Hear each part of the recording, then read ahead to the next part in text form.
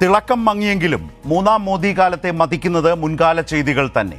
വിഭാഗീയതയും താൻ പോരുമയും ഖനീഭവിച്ച പ്രവൃത്തികൾ തുടരുകയാണ്.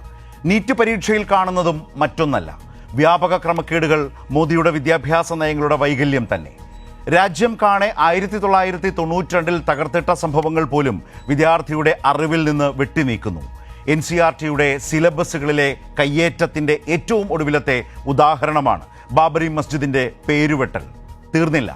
ജനങ്ങളുടെ ജീവിതത്തിന് പുറമെ ജീവനും ഹനിക്കുന്ന റെയിൽ അപകടങ്ങൾ, നിരന്തരമായ ട്രെയിൻ അപകടങ്ങൾ ഭരണകൂട വീഴ്ചയോ അതോ യാദൃച്ഛികമോ?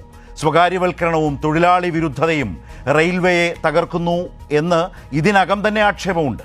ട്രെയിൻ അപകടത്തിൻ്റെ ധാർമ്മികതയിൽ രാജിവെച്ച മുൻകാല പാരമ്പര്യം ഈ ഘട്ടത്തിൽ ഓർത്തുപോവുകയാണ്.